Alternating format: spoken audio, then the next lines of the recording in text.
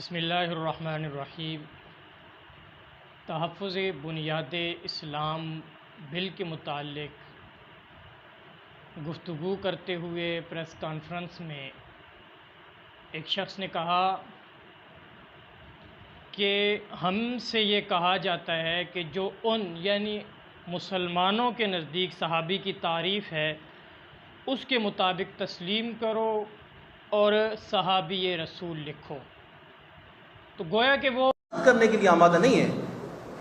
لیکن ہمیں یہ مجبور کیا جا رہا ہے کہ جو ان کے قول کے مطابق، جو ان کی تعریف کے مطابق اصحابی ہے اس کے ساتھ بھی رضی اللہ لگاؤ، رسول لکھو۔ تو گویا کہ وہ بزبان حال یہ کہہ رہا ہے کہ جو تمام امت مسلمہ صحابی کی تعریف کرتی ہے ہم اس صحابی کی تعریف کو تسلیم نہیں کرتے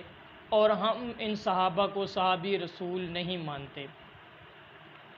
دراصل اس جملے کے اندر بھی اس کا ایک بغض باطن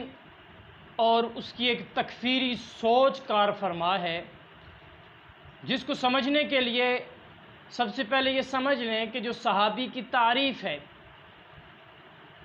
صحابہ کی مختلف صحابی کی تعریف لفظوں کے اعتبار سے مختلف ہے، مختلف لوگوں نے مختلف کی، جس کا مفہوم یہ ہے کہ صحابی اس شخص کو کہتے ہیں جو نبی اکرم صلی اللہ علیہ وسلم کا حالت ایمان میں دیدار کرے یا آپ صلی اللہ علیہ وسلم کی صحبت اختیار کرے اور پھر حالت ایمان میں ہی دنیا سے رخصت ہو جائے۔ اس تعریف کے مطابق تقریباً 1.25 لاکھ صحابہ کرام رضوان اللہ تعالی علیہم اجمعین وہ نبی کریم صلی اللہ علیہ وسلم کے صحابہ ہیں، اور وہ تمام کے تمام صحابہ جو آپ صلی اللہ علیہ وسلم پر ایمان لائے اور وہ ایمان کی حالت میں ہی دنیا سے تشریف لے گئے۔ لیکن اس کے برعکس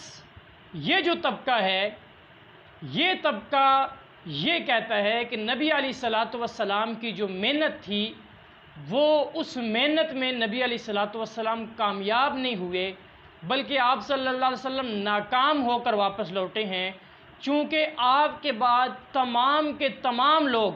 بشمول حضرت علی، حضرات حسنین کریمین اور حضرت سیدہ فاطمہ الزہرا رضی اللہ تعالیٰ عنہ سارے کے سارے مرتد ہو گئے تھے سوائے 3 یا 4 لوگوں کے۔ یہ اس مذہب کا اصل عقیدہ ہے جو اس کی کئی کتب میں درج ہے۔ میں مثال کے طور پر 2 کتابوں سے روایت آپ کے سامنے پیش کرتا ہوں۔ شیخ مفید کی الاختصاص ہے اور علامہ کشی کی رجال کشی ہے۔ اس کے اندر انہوں نے لکھا ہے ارتد الناس بعد النبی الا ثلاث، بلکہ سند کے ساتھ لکھا ہے، اور یہ قول امام ابو جعفر یعنی امام باقر سے مروی کیا ہے کہ کہتے ہیں کہ عن ابی جعفر علیہ السلام قال ارتد الناس بعد النبی صلی اللہ علیہ وسلم الا 3 نفر المقداد بن الاسود وابو ذر الغفاری وسلمان الفارسی، یہ کہ نبی علیہ الصلوۃ والسلام کی وفات کے بعد تمام کے تمام لوگ مرتد ہو گئے تھے۔ اب یاد رکھیں ان تمام میں حضرت علی بھی شامل ہیں، ان تمام میں حضرات حسنین کریمین بھی شامل ہیں، ان تمام میں سیدہ خاتون جنت سیدہ فاطمہ الزہرا رضی اللہ تعالیٰ عنہ بھی شامل ہیں، ان تمام کے لفظ میں حضرت عقیل بھی شامل ہیں، حضرت جعفر طیار بھی شامل ہیں، حضرت امیر حمزہ رضی اللہ تعالیٰ عنہ، حضرت عباس رضی اللہ تعالیٰ عنہ، یہ تمام لوگوں کے متعلق ارتداد کا نظریہ رکھتے ہیں، اور ان کا نظریہ یہ ہے کہ یہ 3 لوگ صرف مسلمان ہوئے، اور جو یہ 3 مسلمان ہوئے ان کو کس درجے کا مسلمان کہتے ہیں تو یہ آپ دیکھ لیں۔ ان کی روایت جو ہے اسی اصول کشی میں، اسی رجال کشی میں، اس روایت کے بعد اگلی روایت جو نقل کی کہتے ہیں کہ یا سلیمان لو عرض علمک علی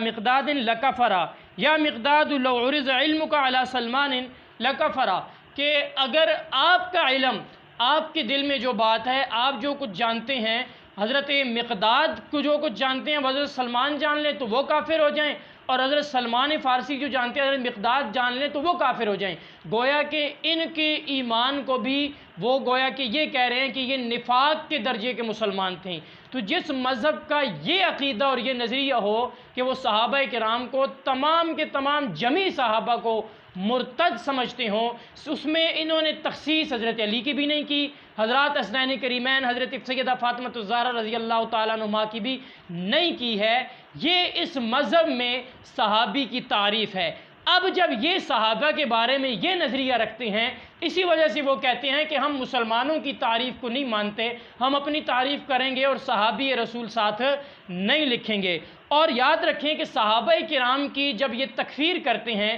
تو گویا یہ بھی ان کے اپنے کفر کی ایک وجہ ہے، کیونکہ نبی علیہ الصلوۃ والسلام نے فرمایا، حضرت ابن عمر رضی اللہ تعالیٰ عنہما سے روایت ہے کہ نبی کریم صلی اللہ علیہ وسلم نے فرمایا کہ جس شخص نے اپنے مسلمان بھائی کو کافر کہا تو ان دونوں میں سے ایک پر کفر لوٹ گیا، یعنی یا تو کہنے والا خود کافر ہو گیا یا وہ شخص جس کو اس نے کافر کہا۔ اب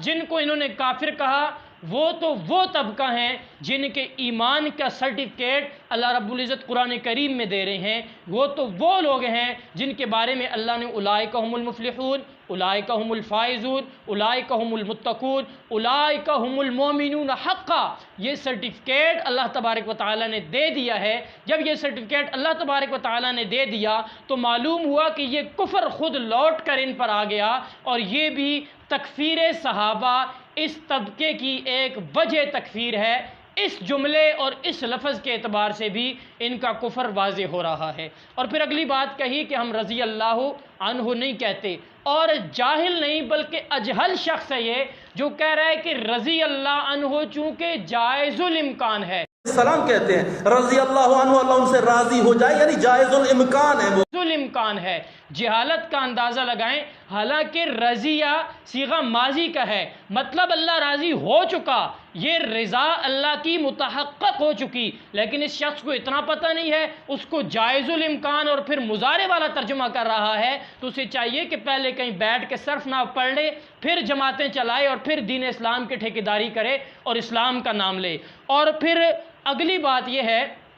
کہ اسی رضی اللہ عنہ پر ایک ان کی الکلبۃ السوداء نے ایک اور نے آواز لگائی اور کہا جی رضی اللہ عنہ اس کے لیے کہا جاتا ہے جو پہلے کافر تھے پھر مسلمان ہو گئے،